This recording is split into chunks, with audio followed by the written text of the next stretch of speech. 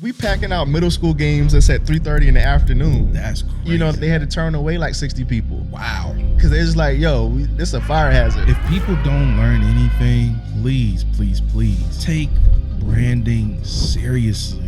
It gives people something solid to connect to. That's right. Because it has a lot to do with identity, yes, culture, and just like vision. It helps students buy in. You know, we design the jerseys, Yeah. the shooting shirts, the coaching shirts, all of that. I presented it to the athletic director. We saw it creates a whole sense of school pride, confidence. And it's like once the students buy in, they're going to turn everything up with the power of branding. And I don't want to replace God with branding, but this is branded like a pro. I'm your host, Denis Boateng, and you know, on this channel, we talk to personal brands and business brands and teach them how to monetize through content. But not just that, we also have a very not boring approach by actually having conversations with amazing people doing great things within their respective industries. And today I have an amazing guest, a great friend of mine, that being Daniel Robertson III. What's going on, my guy? What's good, man? Man, dude, this is overdue. I'm glad you're here, man. We've been locked in since 2016. Is it 2016? I want to say. I think 2016, bro. It's almost 10 years. Yeah, and you know, we've always had very like deep, innovative conversations. It's always conversations about moving forward, great ideas, branding, marketing. And I just thought that it would be very necessary for us to just kind of have a conversation within that space to let people in on like what goes on through our mind or our 2-hour phone conversations and Zoom calls. We're just recording it this time. Yeah, we're just recording it this time. But before that, please, I think it would be very necessary for you to let people know what all that you do, where you come from, and all that good stuff. Yeah, so I reside in Richmond, Virginia. I have always been there, born and raised. I am the son of a pastor in the area, and I have chosen to support my parents and their work in ministry. I work in the youth department. I'm technically a youth pastor by title. But as with many people in ministry, it's so much more than that. But also it's a much different approach, which I'm sure we'll get into. And then on the business side, I own a digital media agency called Another Wave Media. And so through both of those avenues, I feel like at 32 years old, I'm kind of finally finding my gift and zoning in on that. I was a music artist. I guess I still am a music artist. I don't know, like but but you know, it's in the DNA. Yeah, it's in the DNA, and I think that's important because you know there's a lot of elements of that that we may get into that place me where I am now, and being able to manage multiple brands, whether that be through the business or even the brand of Gensal, which is the name of our youth organization, or Mount Gilead, which is the name of our church. So that's everything in a nutshell, I believe. You know, nah, for sure. And I think there's more too that we're gonna excavate as we're gonna have this conversation, because not are you only that. You're a great husband. You're an amazing father. You're an amazing brother and friend. I know for me, I mean, like I said, we've been locked in for almost 10 years, bro. And you've always just been there with me through any and everything. So, and also too, while I was in Virginia with you, I just volunteered my time helping out with some of the youth and seeing the stuff that you were able to do. The early days. The early days. And, just some of the youth that we were able to just kind of, have around us and different stuff. I think that what you're doing is definitely a calling, is definitely powerful. And I guess this leads me to ask you the question of, what does leadership mean to you? Man, leadership, I mean, it's important. Leadership I think means, there's a scripture, I can't quite think of the exact place where it is or exactly what it says, but it's almost like you become more of a servant, even more of a servant as a leader. Yeah.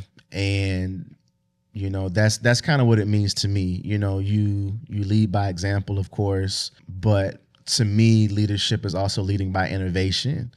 Leadership is also sometimes knowing when to share, when not to share, discretion, knowing that sometimes as a leader, you may have to go scout some things out, get the plan together, bringing it back to the people. So, and then just really loving people.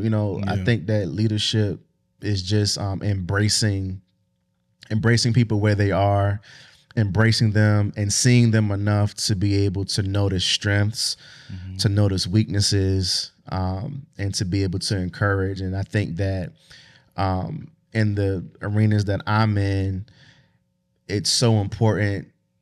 When I think about leadership, it's like, it's not about me. It's not about people gathering around because they like who I am, but I'm leading movements that are bigger than me as a person. That's right. And so I think leadership is just getting people excited about the vision, getting people excited about what we want to accomplish, and then figuring out innovative ways and, pulling in ideas. And like I said, just really dialing into people to see where their strengths and everything lie in order to make some things happen. Yeah. Now, was your view on leadership always this polished and just, you know what I mean? Like, I don't know if polish is the right word, but was it always polished? Okay. But was it always this I guess deep and emotional, and also almost like you said, servantship? Was your view on it always this way, or did it evolve over time? Yes to both, because I would say I have amazing parents, and I was able to see leadership growing up. Like my dad has multiple books. My mom has a book. Her book is called The Mentor in You. My dad has a book called Coaching, Financial Coaching, the way he's really going over like how to, get people to reach their maximum potential. And my parents have just always been about that. So in a way, mentally, I've always been taking in that information and paying attention, but it's a whole different thing to where now you're placed in the, as a Christian, I'm not in the driver's seat per se. I lean on God heavily to lead, so I don't want to make it sound like I'm the one that's steering everything, because that's not the case. But as the human leader over whatever it is, now you get a chance to like apply some of those principles, and you don't apply everything perfectly, but you get in. And I think being young and around the time when we met, you just have all these ideas, you have all these different things that you want to do, but I think that and I learned this from a close friend the other day, is like, pace is so important. And I think that pace is something that you learn as you mature. So in principle, I kind of know the playbook, know how to lead. I have seen great leaders, have been led by great leaders. But then when you get into individual situations and you get with someone who is not the easiest person to lead, or not the greatest follower, like I believe that, a master teacher also needs a master student, and that combination together, there's so much potential in that. But sometimes, the student isn't always a master student. But now as a teacher, you have to figure out, okay, these things that I've learned, how can I get the best out of a student who's not necessarily, like in a school analogy, they're not getting it from the lesson in class. Like, how can I connect with them on a different level? So that's been a lot of the challenge and a lot of the things that I've been able to add without going into too much detail on, specifics. But no, that's good. I think you hit it right on the head. Just because even with the analogy that you spoke of with the master student and master teacher, at the end of the day, the middle places each one has to learn. Yeah. Right. Yeah. Because the master teacher has to learn from the student how to be a better teacher. Right. And then same thing with the student has to learn so then they can be a better student when they become a better, when they become a teacher. Right. So I think those analogies were perfect. Let me ask you this. Were you always a master student? And I ask this because knowing that, your parents, who they are, I think what they teach, their hearts as well. Yeah. You growing up under that. Yeah. I would say no, and I also would say that I think that as difficult as it is to become a master teacher and as difficult as it is to be an effective leader, I think that being a student just takes so much more discipline, and that's one big thing for me that I'm really focusing on this year is, as a student, you have to pay attention. My dad has this thing to where he used to always say some things are taught, some things are caught. And then not too long ago, he updated it and said, some things are taught, but even more is caught. Meaning that, as a student, is like you really have to pay attention and be dialed in. Yeah. But then I think one of the toughest things for me as a student is also realizing that, okay, the things that I'm learning, how does it apply to my life specifically? Yeah. Because I know that I have a unique gifting, I have a unique calling, and I think about Deion Sanders and Shador. Yeah. And it's like, okay, I'm learning from Pops. He has a football pedigree, but he played a whole different position. Yeah. So that doesn't mean I can't learn anything from him. I can pull a lot from him. Yeah. But at the same time, there's something different about me that I also need to be open to what that is. So I know for Shador, I believe, Tom Brady, you pull in the GOAT of football, in order to gain some more things. So I think for me, it's also like the more and more that I discover my gift, it's learning how to feed that in ways in which,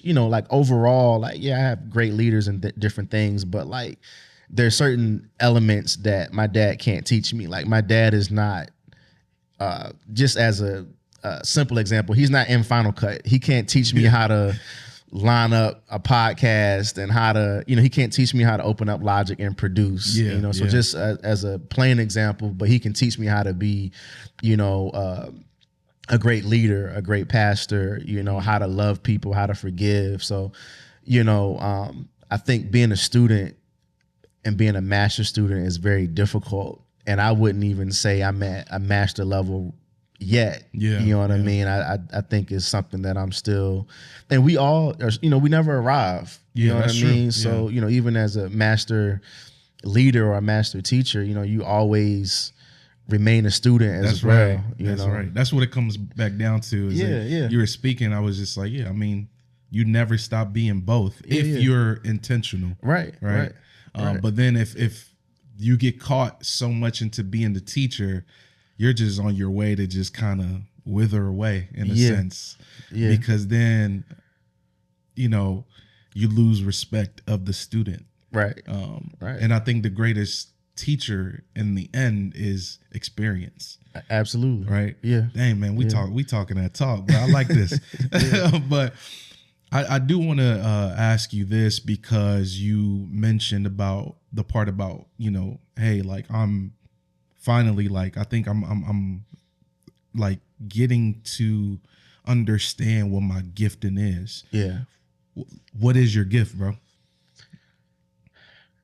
And I said I'm still figuring that out, right? Yeah, you did too. So you did say that, but I've been thinking about this because I don't really have a name for it. I think that I would encourage people, because what I've noticed is that I've gotten more and more clarity the more and more I surround myself with people who they are honest with me and they they encourage, you know what I mean? So like when we're talking, like I really appreciate our friendship because it's like, yo, I see you being able to do this and you do this well, you do that well. So, you know, if you're in a situation where you're never affirmed with the things that you're great at, sometimes it's hard for you to see yourself doing those things.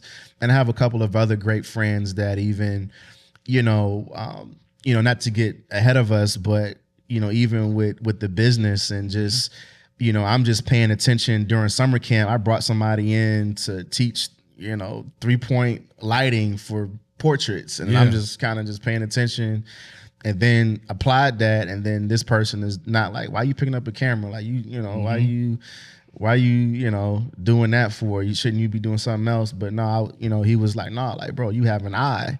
Shout out to the homie. Shout out to Josh. Shout out to my homie Josh, man. Yeah. But it's just like, then it's like, okay, I'm not tripping. Yeah. I'm not being too big up on myself because I can take a picture or I can do something and feel like, I feel like, I can do something. Yeah, I can do something with this. I feel like I'm looking at people who've been doing it for 10 years, and I like my stuff better. But I can be biased. Yeah, for sure. But when you hear that encouragement from someone outside of yourself, it affirms like, okay, I may really have something here. So I think for me, I'm a connector of people.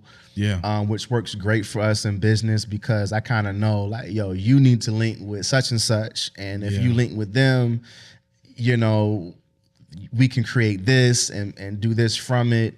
I know what the end product of things should look like. Yeah. If I can't do it, whatever it is, I know someone who is the best at what it is that they do. Mm-hmm. And so, I feel like, I'm able to see a vision, to help, and I think it takes us to the brand conversation because it's like whatever it is, I'm just like, I can look at it and be like, this is what it needs to be.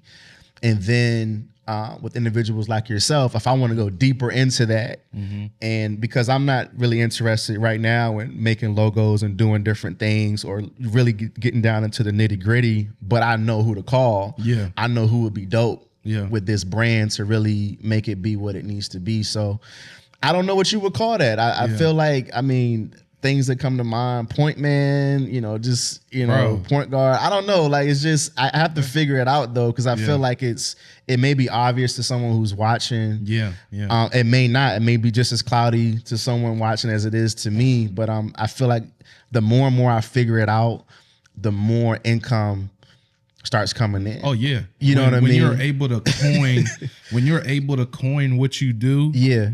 And people are like, hold on, what is that? Right. I think that's when curiosity brings the coin forward. Absolutely. Like literally. Absolutely. Yeah. And even with you, like I said, with myself, like being able to see you work, either was from producing to music, or even from my experience when I moved to Virginia, you immediately was like, yo, I know exactly who you need to be connected to. Yeah. Like, or even down to, yo, you know, you need to know the spots to eat at in Richmond. Yeah. Like, which I don't even, like the black, we had a conversation about the Black Book and everything. Like, we had a whole restaurant Black Book that I would reference and send people. Yeah. Like you just, I think you've immersed yourself in,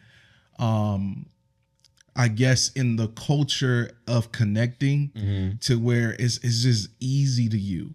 But here's the thing that I'll say about you as well is that, yes, there's people who, like yourself, immerse themselves in the culture of connecting people for the right reasons and the results, because you can see 10 steps ahead. But there's people who don't know how to manage it. I think one thing I said to you last time when we were hanging out, I think we went to a game or something, was, bro, like, you're really great at like stewarding and managing. Like, I don't think I've met anybody else that's really good at, like, you know how to manage the relationships and maneuver. It's insane. I appreciate watching that, you work and making those things happen. Like, Was it who did you get that from? Was it your dad, your mom? Like, where did you pick up those things from? I would say neither one of my parents. I would say that I do have to give my dad some credit because, you know, we have a decently large ministry in Richmond, and he takes a lot of care. Yeah. Like, you know, honestly, from a pastor's son standpoint, I'm just like, all right, like, you know, we need some attention to it, you know. but he loves people so much to where, I mean, he's like, you know, he knows, okay, this person is hiring and you do what? And then he tries to like connect that and link it. And I mean, you know, but I would see him do that. I would see him, you know, whenever there's a project at the home or at the church, he's not necessarily going on Google. He's like, no, I know someone who knows about this, and, you know, wanting to put money in people's pockets that are within the network. You know what I'm saying? Yeah. And I think that I picked up some of that from him, just the compassion part and wanting to see people win.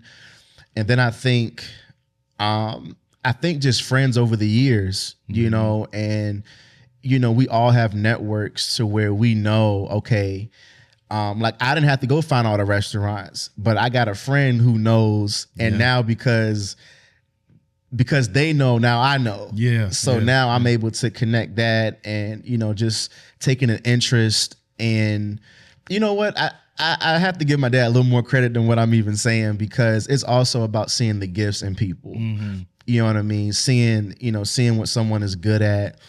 And I think that the big thing for me has been when connecting and learning how to do that is like, when we can do that as young men doing music, 18, 19, 20 years old, hanging out in Richmond all times of the night, going here, going there, linking people together, and figuring out how to just make stuff happen with a limited budget or no budget. Yeah. Now, if I can work with a brand and you got a budget, come on. You know what I'm saying? Yeah. Like, do you know what we can create when you're willing to invest this amount or X amount? Like, no, we can really get busy because, you know, we made it happen. You know, we, you know, being creative, you know, just with what we had. And so I think that, like I say, I would say my dad, and I think that I'm seeing, now that you asked the question, I'm seeing it more of like, okay, I'd maybe get some of that from him. But I feel like I have a lot of cool friends too. Yeah. And I feel like what qualifies someone as being cool is like, I have friends that are just into like the most unique things and are like experts in it. You know what I mean? Like they know the ins and outs of this unique thing. And when I come across something that deals with that, I'm like, I got the perfect person that you need to, you know. That's actually a gem there, I would say, for people who are like, well, thinking about what type of people they should be like have around them. Is like have people around you that are hyper focused, that they actually love the things that they're into. Yes. So that you can learn from them, or you can, I don't know, like y'all can build something together. Right. One thing that I do also want to mention is with you talking about the gifting and all of that.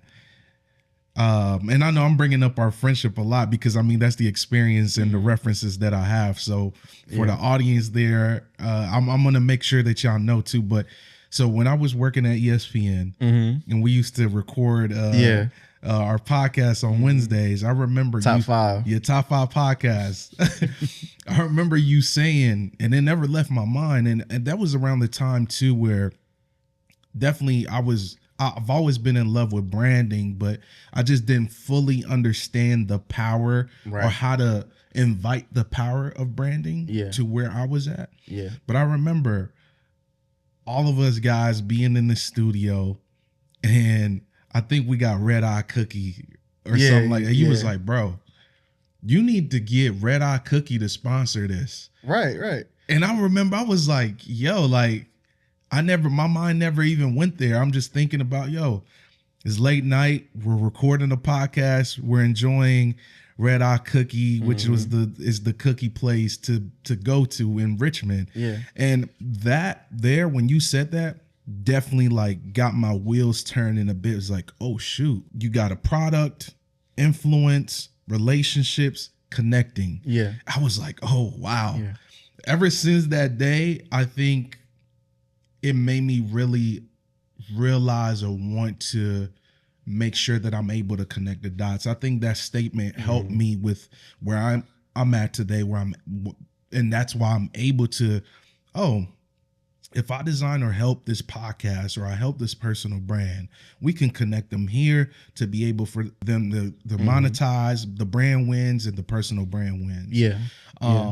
So I just wanted to say that because I've always had that in the back of my mind, like you making that statement just nonchalantly, just like, I was like, all right, cool. Like it gets me going. So I guess in leading all that to what you do now too with Another Wave Media. Yeah. We had a conversation just the other day about you being like a higher education consultant, right? You and your wife are doing amazing work in the community. You're helping schools. Where did that light bulb come on for y'all where you're just like, okay, I have the connection to brands. I have the connection to communities.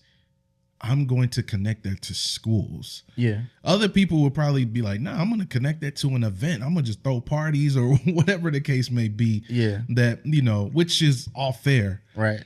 But you was like, no, I'm actually going to connect it to schools. I'm going to help schools have a better presence. How did that come about? Well, I really got to start with GenSouth. You know what I mean? I think Another Wave Media, we, I don't put myself out there as a videographer or a photographer, but I'm positioning myself. Yeah, I know how to do all of it. I know what to look for. Yeah.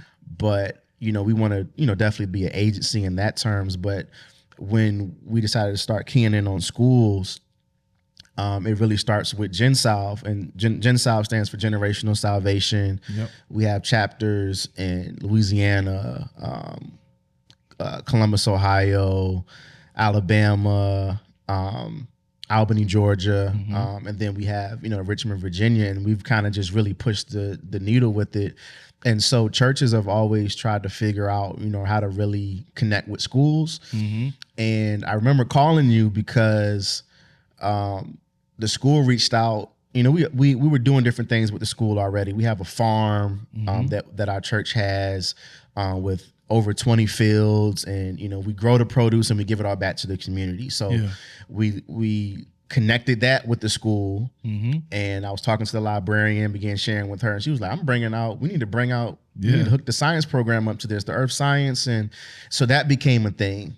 And then leading from that, now a new principal takes over, and they reach out and they're like, hey, would you guys be willing to donate some money for our basketball uniforms? Yeah.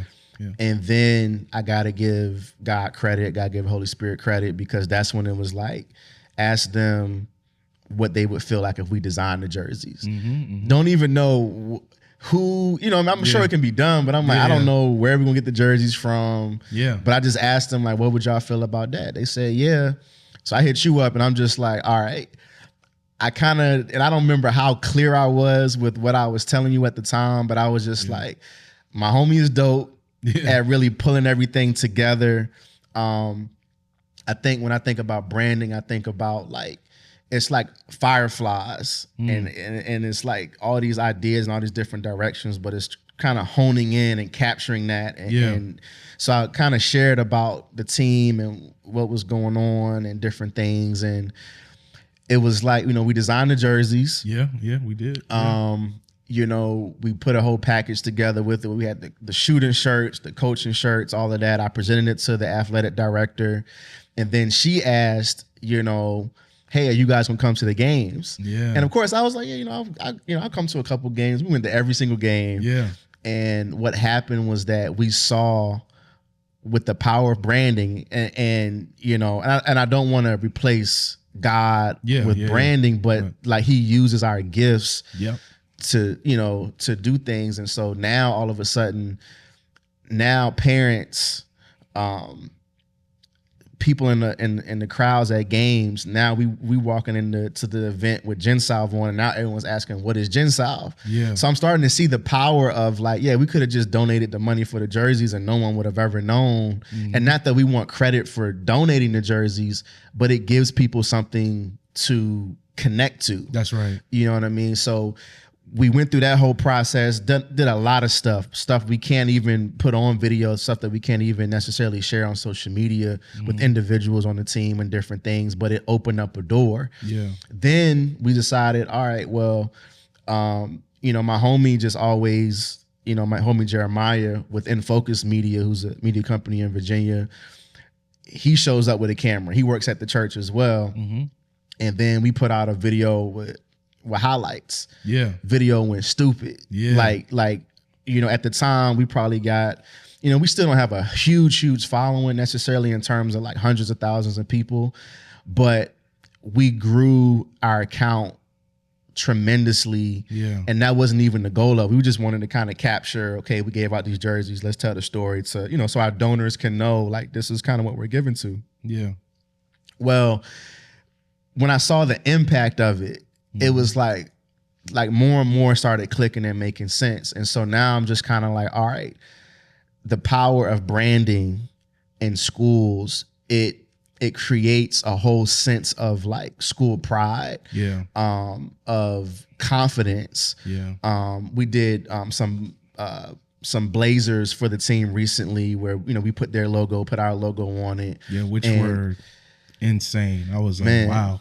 But it's just like the confidence level of everything, of the guys, and just, so you just start to see like, all right, we don't just give, like we give different. That's right. Like, that's good. You know what I mean? Like, it's that's like good. we could have just gave y'all some blazers. We could have, just like here you donated go. some jerseys. But like we was like, nah, we're gonna design them, and we're gonna show up to support. Yeah, and we're gonna show up to support. And so you create like a bigger movement. And so now, that's the ministry side. And I think that a lot of ministries, like I would love to like really break it down so people can duplicate it around the world. Yeah. But now on the business side, I'm like, okay, I'm noticing the gifts that I have to do that. I'm noticing, and even I'm working with the brand that's partnering with the school, but I'm like, why can't a brand who really just wants to empower youth, you may be selling something or whatever, like you can run the same play. Yeah. You know what I'm saying? Like, people are just happy with their banner being up in the gym, but I'm like, do something dope. Yeah. You know what I mean? Yeah. But my wife skilled at graphics, doing graphic design. We also did these sports posters for the school. I see a lot of schools are doing that. Yeah. But it's not just because it's my wife, but they're not her posters. Though. Yeah, exactly. You know what I'm saying? Now, come on, talk that talk. They not her posters, and I'm just like, all right, we got this. And even when at that school, when we gave the kids the posters for their 8th grade, homecoming game, which by the way, I didn't want to like bulldoze it, but the 8th grade night ended up being called Gen Salve night. Wow.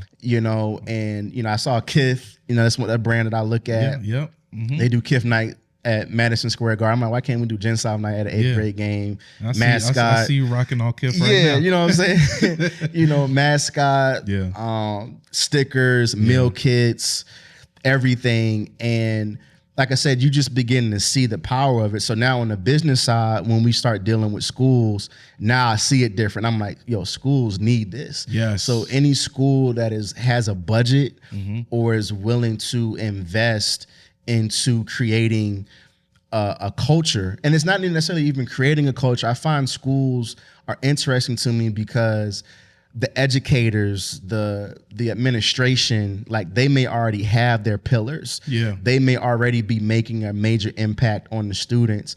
But when you're able to bring the community in on that and buy into it. Yeah, and buy into it, it creates this synergy and this momentum.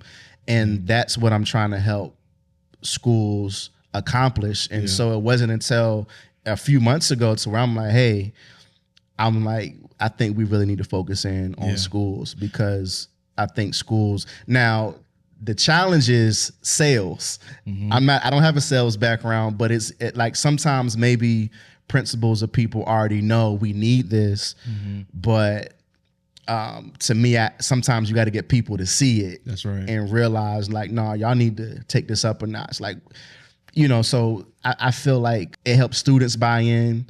And it's like once the students buy in, they're going to turn everything up. Yeah, but if the students facts. they don't have school pride, if you're not doing things in a unique way, using branding, using media, it's hard to get that same type of excitement. Sure. Also, too, I want you to talk a little bit about the event that you had with our homie Noah with Charged Up. Yes. The reason why I want you to talk about that is even on the topic of like church, community, branding. Yeah. I think a lot of times some churches have a hard time connecting with the community. Yeah. But you, through your experiences, through music and the connections you made, you was able to build something that brought community and church in the same place where they became interested in each other. Like, talk a little bit about that, man. I still wish to this day that you was there, bro. I know, man. Like, because I just think it's organic. Yeah. It's not forced, because these are actually peers. And not only peers, but also people that I look up to. Yeah.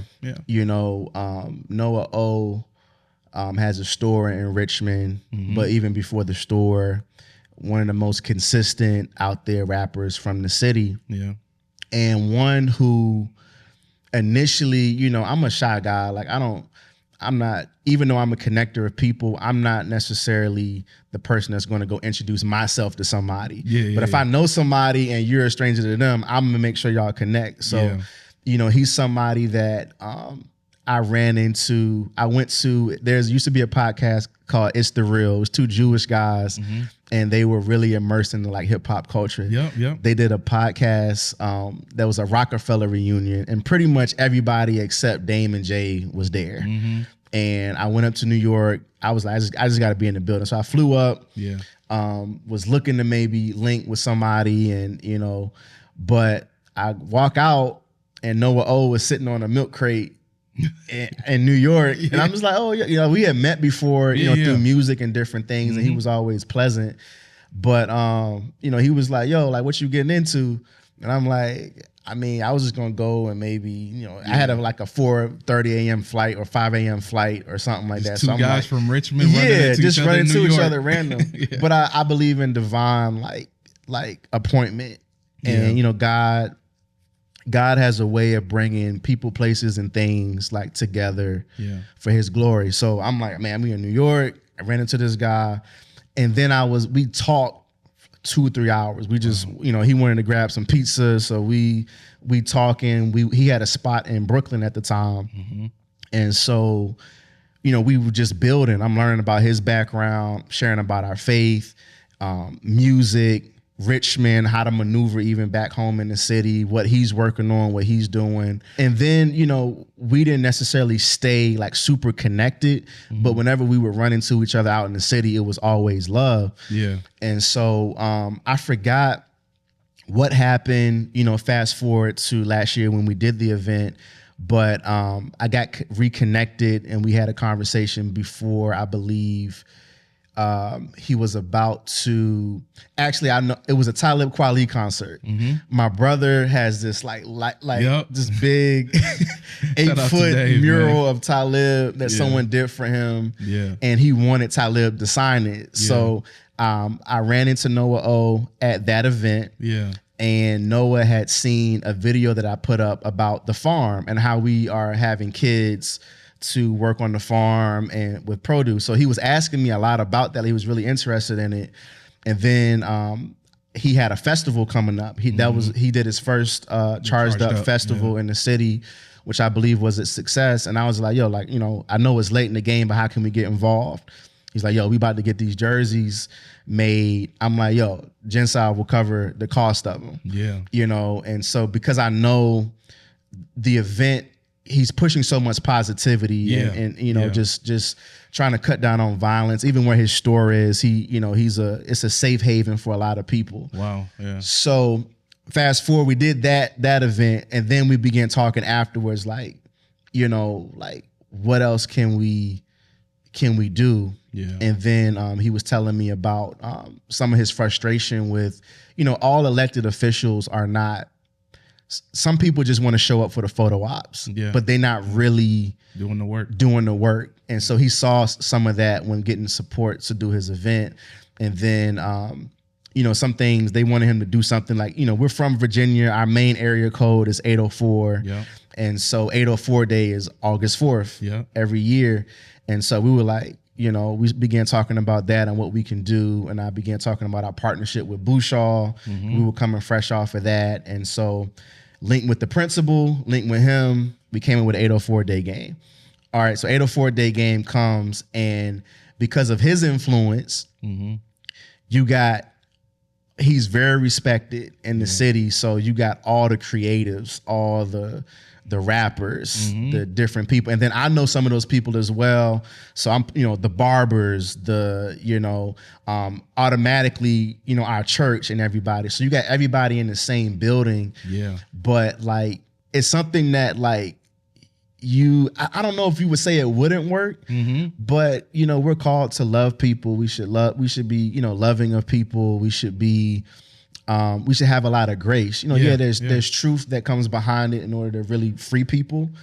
But it was like everybody being in that building, only like I had a moment because I'm like, yo, y'all don't even understand. Like everyone from my church. Yeah, this don't happen. Yeah, I'm like, yo, y'all don't understand who y'all in the building with. Yeah. Like we had a joke. It was like, yo, we didn't get security, but it's like, no, security is here. Security is among us. And just knowing people who have, like drug dealers, like, rappers. And I don't mean to put everyone in a box of saying they're bad, but I'm just saying like that's just the reality. It's just the reality of what it was. So it was a lot of culture there. Yeah. And it was like, the even down to the game. The game was the least of my concerns. Like we had our boy Ricky Parker.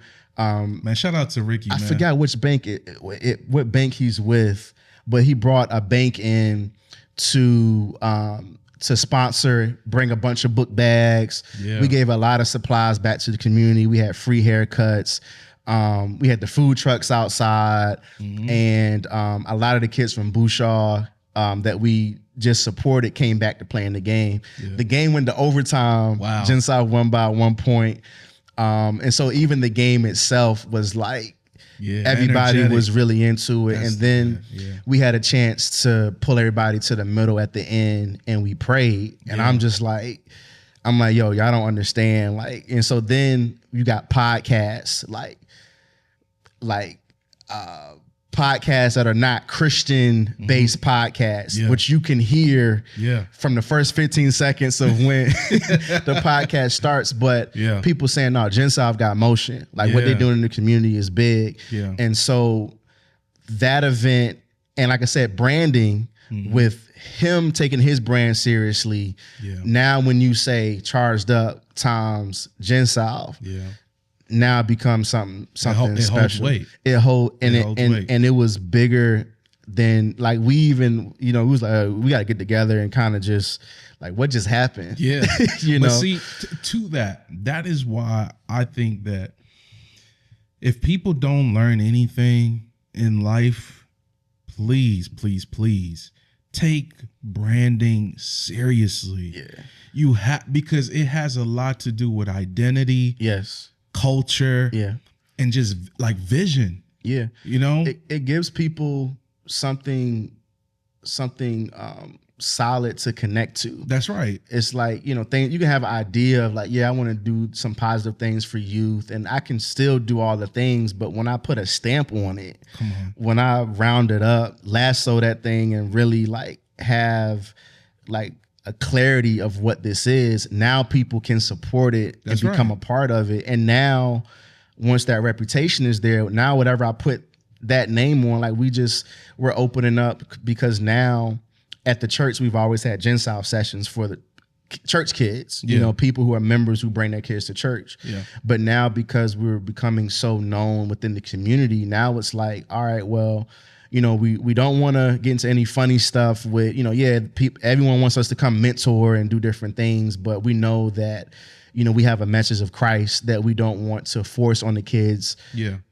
But if we have an optional after school club where parents have to sign off on it and different things like that, we don't have to try to beg kids to sign up. Like they had signed up a couple of weeks ago and they said, man, the kids was like, I need to be part of it. Yeah, because all you had to say was Gensile. Gensile has an after school club. Oh, no, we pulling up. Yeah, we pulling up. Man, that's so and kids don't lie. They don't. So part of the reason why I understood how serious and powerful branding is because kids are not going to connect to something that they don't think is cool. They don't. Especially, what is it, Gen Z? Yeah.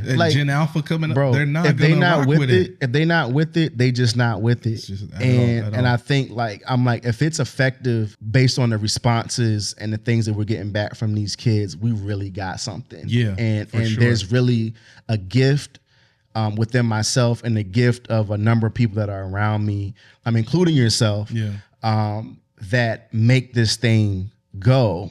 And I feel like we're just we there's still so much that we haven't discovered about it, because I still feel like there's more to it. That's right. But I see the effects of it. But yeah, like I said, if, kids, teenagers, middle schoolers, like high school, like if it's not cool, they're not going to show up. Yeah, they're not going to waste their time. Absolutely. And I think that, it's a lot. It has a lot to do with generations being bamboozled in a sense of like, hey, we're a brand or we're a organization that will help you do this and this, that, and the third.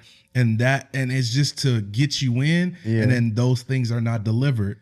So now these kids, there's so many. There's social media. There's this. There's that. There's Wikipedia.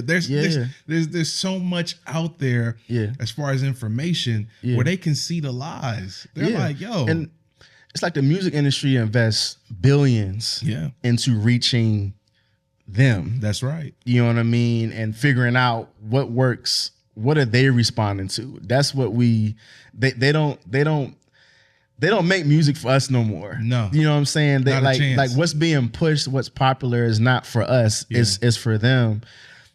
Yeah, and it reminds me of what you're saying. Like, they used to have these lock-ins back in the day, and we thinking like, yo, we're gonna be at the Wild Night. They got basketball hoops. We're gonna be hooping. Yeah. Man, they had us in boot camp. I'm just, you know what I mean? Or like when we got open gym and you show up to the open gym, but then they want to talk to us for an hour. We can pray and give us something quick. I don't think there's anything wrong with that, but like you're hitting a bait and switch.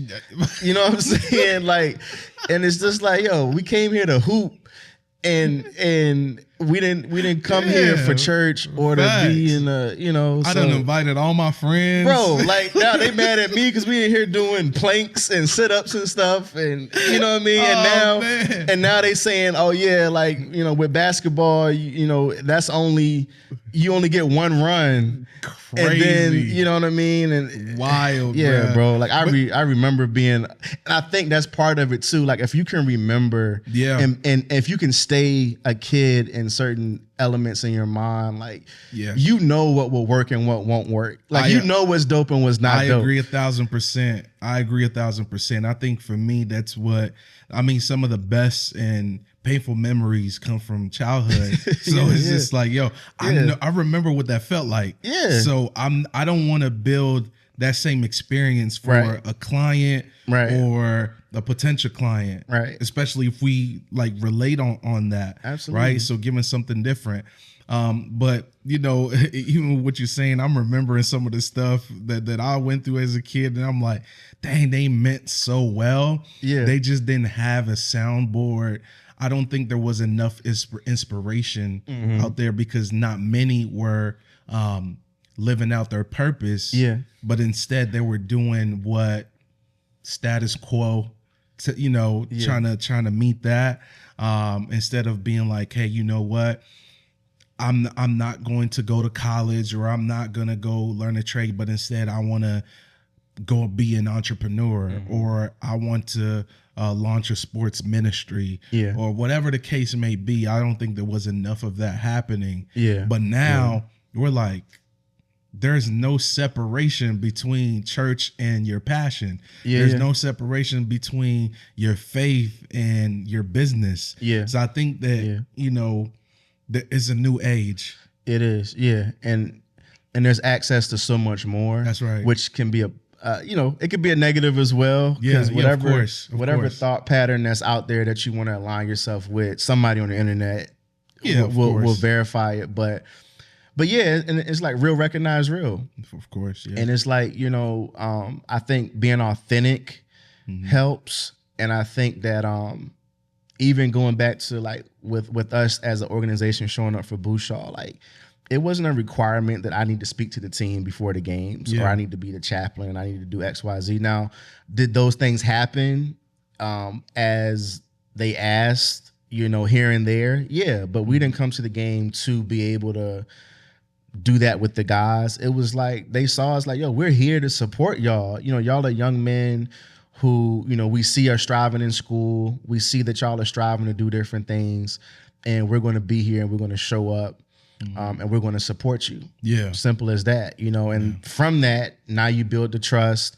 And now when it comes time for you to be able to correct something or to encourage, now they're all ears. You know? No, that's good. I want to ask you a question about the future of, I guess, branding education. As you're moving forward and kind of leading, actually not kind of, but you're the pioneering a whole new avenue or ecosystem, let's call it.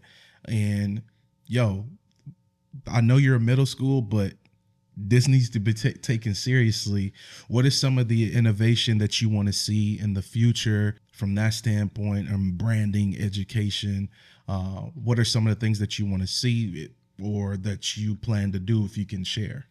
Yeah, I mean, there's a lot in the works, is what I would say. I think that I foresee us having to have another sit down once some of the things that are in my mind or some of the things that are in works end up being successful. Yes. You know, my goal with schools, I'm trying to, you know, just answer it well, but with schools, just that the identity, I see just really being able to come in, see what you're doing, and hey, y'all do what y'all do well, which is working with these kids. And in support of what you guys are doing, we're going to put a feel to it. You know, we're going to put some colors with it, some fonts with it.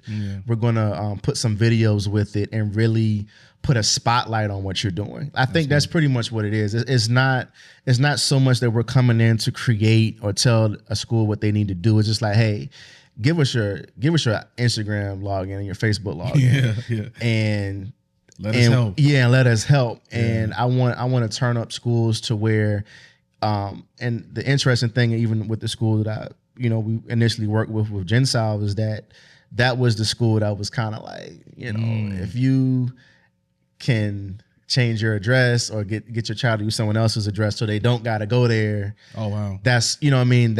That's how that school was looked at. You know, we're working on some big things with that school now, but it's I think, you know, spiritually, I want to work with places that when you meet with the teachers and you meet with the principals, it's like, man, like they care for these kids so much. And the reputation that these schools may have may not be what it needs to be. Like, I want to be able to come in and like shift the narrative and really show. And it's just like what I see with Deion Sanders Jr. And what he's doing with his brothers and with his dad is just like, everybody else is going to have an opinion and they have outlets and platforms to say what they think. But we control the narrative. Because we're showing you everything, and we're putting our own messaging out there to where that speaks so much louder than what, you know, and I don't dislike Stephen A, but I'm just, because he's one of the biggest. So it don't matter what Stephen A got to say. Because we putting out our own. You know. So there's no speculation. We're showing you the inside track, and I think that I want to be able to do that for schools, and and I want to be able to connect them with positive movements or brands within the community that makes sense. That's good. I think that's the next element of it is like, okay, we're going to package everything, make it go forward, make it look nice, make it make sense, get the students on board, but we can also work with bringing in brands that are going to add to that momentum. Because there's a lot of people who want to support kids. They want to invest, they want to donate, but they may not have the time or the creativity to know, all right, you're about to get this school 20 grand, but like, this is the best way that we can do it in order to maximize impact. So I just want to be that liaison as well. Yeah. And so that's something that I definitely want to develop in addition to just providing the media and things like that. Like you're bringing, I don't want to use the word culture, but you're bringing decorum back to these schools. Like, you know what I mean, where you're proud of, man, I went to this school. Like, I don't I mean, they have it for colleges, why not have it for middle schools and high schools, right? So, and middle schools end up being so much more impactful because, and like I said, we're working on the high school level as well behind the scenes right now, but it's like, man, at middle school, those are formative years, man. Yeah, but like we packing out middle school games that's at 3:30 in the afternoon. That's crazy. The Gen South night, they had to turn away like 60 people. Wow. Because they're just like, yo, this is a fire hazard. Like, wow. Like who's packing out middle school games? Like it's the flyers, the hype around like, yo, like this game, and it's at 3:30.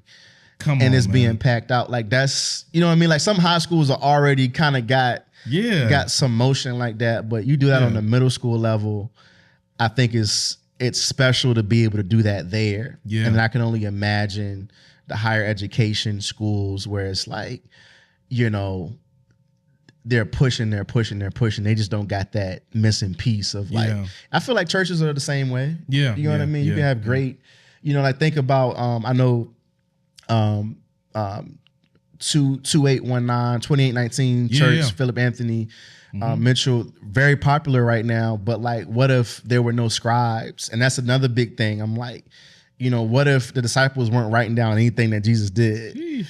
What if there was no, in modern day, we got cameras and things like that. What if nobody's putting out any content? Like it's impactful and you're anointed and you're doing the work of what you can do. But then when you have a scribe or someone who can take that and make it timeless and now it's history. It's different.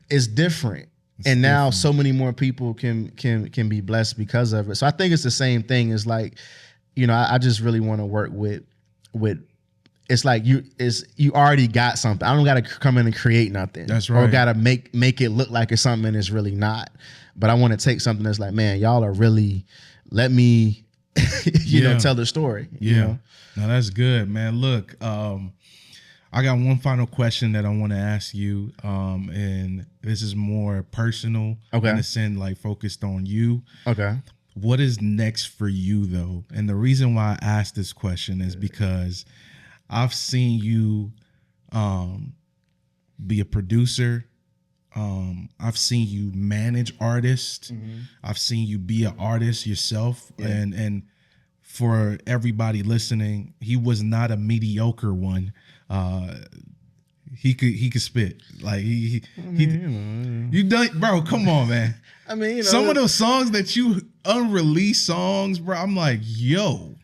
What is going on here? Like, so let me give you your flowers there. Right. Let me give you your flowers there.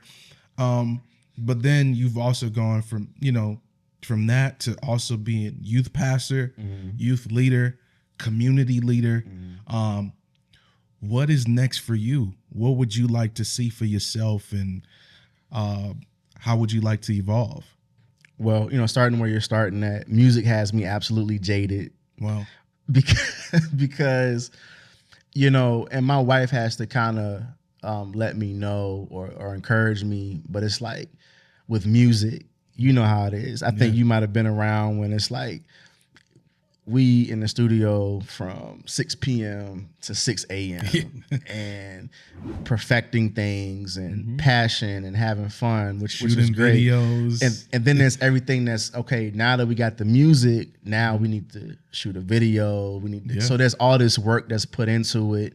And you know, my first album came out in the CD era, and so it was much more of a, like I had a physical product. There was just things that I was young and didn't quite understand about business, but like I wasn't making, like the income wasn't. And then like as I got closer to 30, I'm like, bro, like I'm not about to be putting in a bunch of hours into something that is just not. Yeah. You know what I'm saying? Bringing in income like I need for it to be. Like I need, you know, when I was 20, it was cool for someone to tell me, yo, your music is dope or I like it. But I'm like, all right, I might just not have all the pieces together to really push this thing marketing wise or whatever, you know. But anyways, I think that from there, I still have that creative gene. And I'm learning how to apply that in our business to other businesses, because even though it's not within music, like I don't really desire to work with music artists unless the bag is, and if someone is saying I'm willing to pay whatever the fee is, then okay, I can work, you know, because I can visualize, okay, this artist, this is how I will put them out. And I want to attack brands the same way, schools the same way. Yeah. And so I want to get better at that. I see myself getting better at just knowing that. I see myself honing in on, even when you say the connecting piece. Sometimes, you know, it's a blessing to hear that I'm great at that. But sometimes like 2 weeks will go by, I'm working on something, and then it'll hit me like, why didn't I hit them up? They would have been perfect to, you know, to combine. So I want to get better and more pinpoint at that. I want to get better at hearing God, because I feel like that's a big element of it. Because when I miss something like that, I'm like, I'm pretty sure God was just saying, yo, listen to me. Yeah. I'll show you what the play is. So I want to get better at that. I see myself getting, you know, I want to be more disciplined of a person. Yeah. I feel like being more disciplined will give me the results I need, give me the energy, the mental clarity that I need to be able to do a number of things. And by that, I mean like what I'm eating, how I'm taking care of my body, how I'm structuring my days. I want to be at like peak performance. For sure. I see myself traveling, even like now, you know, traveling across the United States and then globally, to be able to connect with brands and figure out what is it that we need to do in order to make this go forward. A big element is that even for someone like my dad, I'm like, he has an Instagram. He has a great following on Instagram, but he should never have to open up Instagram and make a post for himself. He got too much going on than to be, you know what I'm saying? And I see that with a lot of people. Is like, do what you do great and let me run this play. And so, and it's not that, and right now I'm the one who's kind of putting stuff in and doing it, but the goal is to build things to the point to where I'm just running the play. Yeah. I got a team that is making sure your stuff is going out, that is making sure your stuff is being shot and edited. And so I'm in the phase of right now of I'm playing all those roles. Yeah, yeah. But I want to get to the point to where it's easier for me to run that play even better. Yeah. And so, and I see myself coming up with whatever the name is for like what that is. You know what I mean? Man. I just want to be, and I want to be known for that. Yeah. I want people to know, like even today we're walking around Dallas and, you know, I'm meeting different people and he's like, yeah, this is, you know, he's my guy Maz, he's saying it's social media guru. Yeah. And I know it's so much more than that, but being able to be known and introduced to people of like, you need to connect with him. That's right. Or he's going to turn our business around because we've been saying we need to do more. So I just really want to hone in and embody that. Man, you saying that real quick too is just, it makes me think about when we got introduced to Kenny Burns. I think it's probably about maybe 6 or 7 years ago. Shout out to Ricky Parker. Introducing. I remember us we was in DC. Yeah, and the vision is real. Yeah, the vision is real. Okay, yeah, the vision is real. Yeah, when he introduced us to Kenny Burns, I think him saying something like, "Yo, like, I'm in the business of getting paid to be myself, like being the lifestyle specialist. Yeah. I think there's a lot of gems that we can get from that in a sense. I got to be honest. What's up? Back then, I thought it was cool, but I didn't understand it.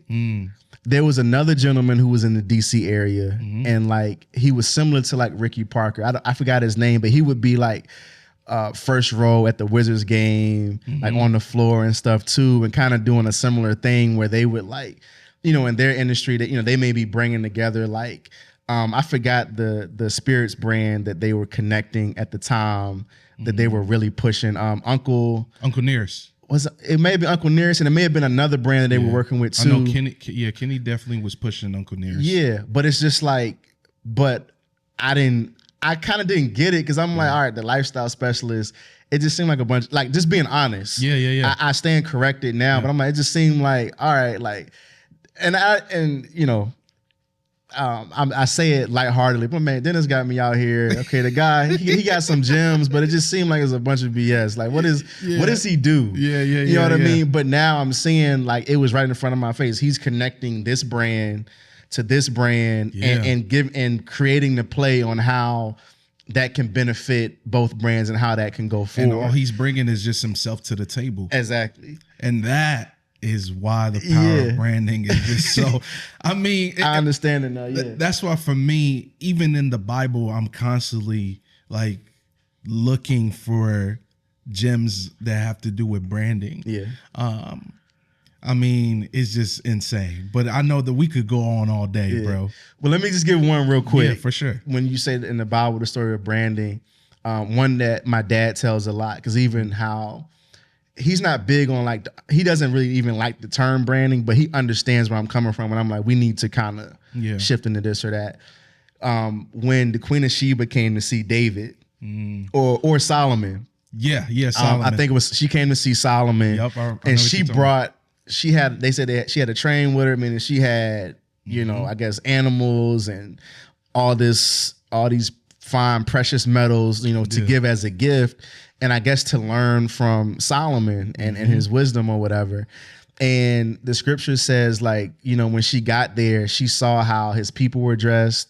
She saw how everything was what it was. And it said that there was no more breath in her. Yeah, she fainted. Which that's crazy. I guess she fell out. And just, you know, just like, and so that sticks with me because they understood something back then of like people sometimes be like, well, why put money into this? And why? No, not just Solomon was, I'm sure he was dressed, to the T and had his space like what it needed to be. Yeah. But she was like, all the people, your servants, everyone is just, you know, so if branding and just having the brand together, the branding guide and all those things together were powerful enough to make a queen. Like she wasn't just like a regular person. Like she had weight too. Yeah, she had weight too. But I think that like that kind of sticks with me also and lets me know like you're not, you know, and even being that guy that people almost think is crazy because I'm like, that's not the font that we need to be using. And that's not the right purple. Like what, you know what I'm saying? That's the wrong. You gotta obsess over those things, man. I feel like that's, you know, that's kind of what I've been taking from scripture, but there's so much and it's so fun and eye-opening with the gifts that we have to be able to look in scriptures and see that, because a lot of people, they'll read it, but I think it hits more for us being in the field that we're in. It relates to where we're at in life. Like it's man. Like I said, bro, we could go on and on and on. But bro, thank you so much for just doing this with me. It's overdue. I think we might need a part 2. Maybe I come back home to Richmond and I call Richmond home because man, that city embraced me like no other. Shout out to the 804. But bro, where can they find you and connect with you? Yeah, and you were in Richmond during the best era when we still had round 2. Oh my gosh, and Utmost. But anyways, yes, they can find me. I'm on Instagram. My company, Another Wave Media, anotherwavemedia.com. My personal Instagram is local luxury, which is, I got from Dennis. He had like a print and I just liked the term. And I was like, I just feel like this embodies who I am so much, because there you go.